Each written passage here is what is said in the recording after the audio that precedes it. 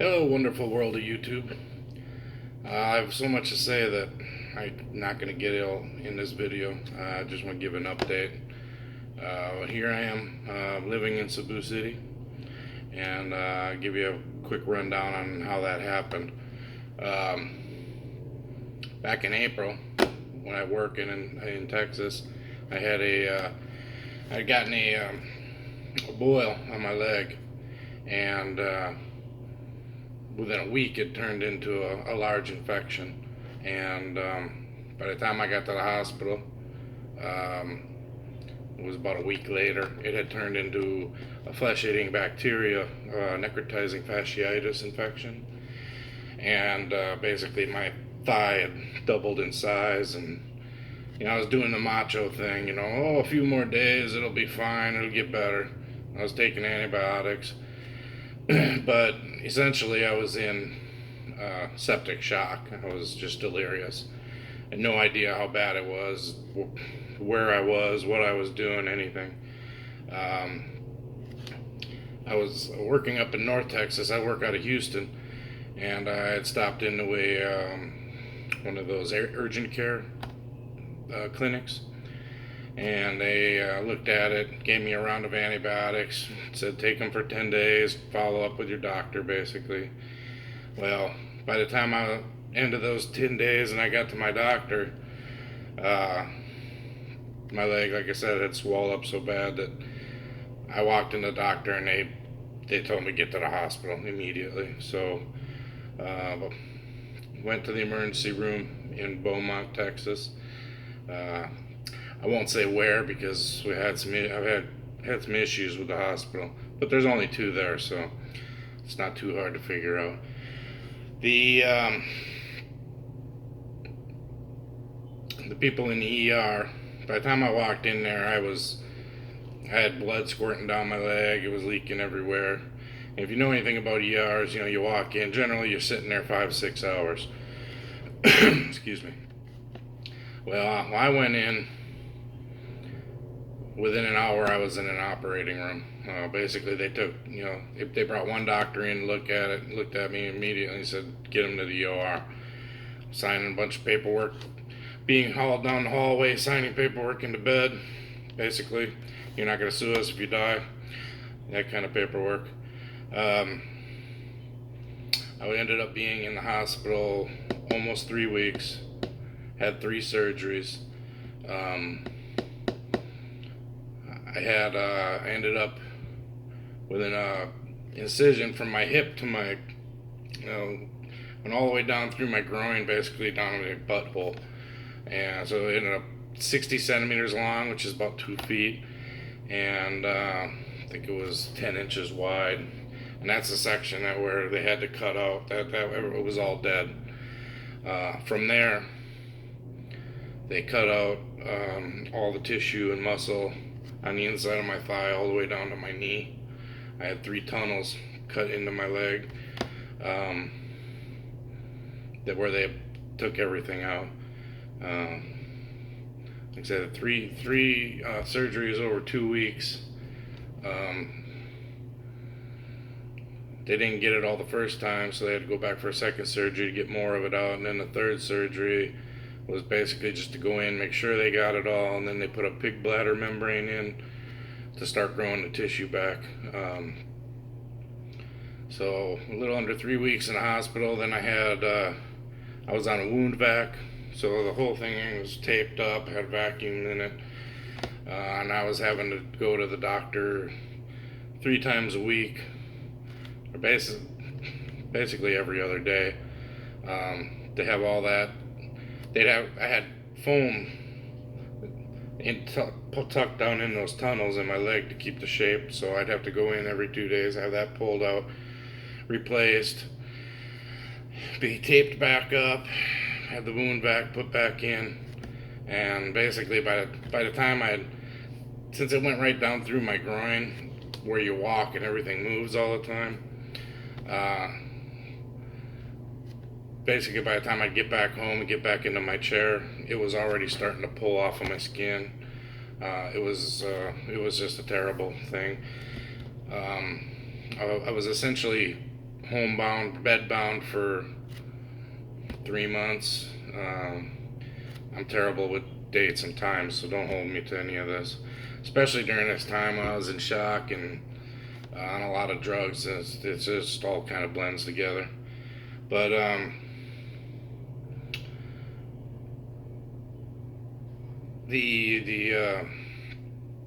my insurance didn't pay for any home health care or anything. They did, but it was nothing close enough to me where I live. So that's why I had to keep going back to my doctor every 2 days or so, have that done. Did that for like 2 months. And before they finally, the skin was so bad from being taped up for so long, it just wouldn't stick anymore. So they just did away with the wound vac, and then I just had open wounds. They stitched up the top part of it, but the bottom part was so big and wide they couldn't stitch it up. So I would essentially just have a big hole in my leg.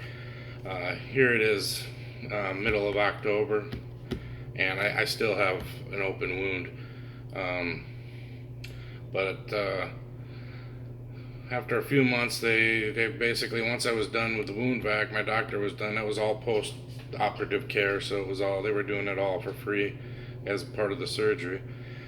And I was fortunate that my employer offered long-term disability insurance. So the short-term disability, that only lasts a few weeks, and then it switches over to long-term disability. So I'm paid, fortunately, and pretty much as soon as I was done with the doctor's appointments every 2 or 3 days, I decided, well, I could sit in the Philippines just as easy as I can sit home, and at least I have somebody to take care of me and whatnot. So I came in the end of June back to Cebu City. Being on the insurance, I still have I have to go to doctor's appointments, so I'm flying back all the time. Been back twice already. Fortunately, I mean, it's cheap enough. I spend so little here that I'm able to live and pay my bills here, pay my bills back home that I still pay, and I still pay the electric and car insurance on my house for my kid. He's living there, and I have a nice condo here in Cebu City. I needed something that was close to everything because I'm still not walking, good. I have a very large scar tissue, and it's in a high mobility area and scar tissue doesn't like to move too much, so walking's painful, and I'm just weak from all the muscle and tissue they cut out of me. So I'm living in a condo right next to a Alamo, and I have a nice pool for rehab on my leg. I'm swimming every day, doing an hour in the pool at least. I'm able to walk to the store, mall, anything I need is walkable distance. There's no way I could live in the province here yet or anything like that, but getting better every day, and everything's nice and close. Actually, Yale Mall is literally right there, so everything's within a few minutes of walk, and that's where I'm at. Basically, the girlfriend that I was with, I've been with since 2015. No longer with her. I'm not going to get into this too much, but she came to America after I got out of the hospital to take care of me, and we were kind of in an argument, and apparently she was jealous I wasn't talking to her enough when I was in the hospital dying, which I did almost die. They told me later they didn't expect me to live past my first surgery. I had no kidney functions or anything when I went in the hospital. So I'm fortunate to be alive at all at 48 years old, and so I'm pleased with that. But basically, she came to the USA and never came and saw me, and within 2 weeks married another man. So needless to say, we are not together anymore. after months of screwing around with that before I found out what really happened. Um, so now I'm here in Cebu with I'm dating somebody else, and she's a great girl, younger. So I've never really dated the age gap thing, but it's not a problem. She's a great girl, and everything's been good so far. So fixing to go have to do a visa extension here. Hopefully they don't call me and tell me I have to go to another doctor's appointment, because I'd like to not have to fly back for a while. I hate that flight's just terrible. For a guy my size, it's just terrible. I had to fly Qatar the first trip over because Taiwan wasn't open yet, so I couldn't fly EVA. And it was like 15 and a half hour flight, and then like another 12 and a half hour. And the seats in those in the Qatar planes were just horrible. It's probably the most miserable flight I've had over here ever. When I came the second time, I came EVA because Taiwan is now open, at least for transit passengers.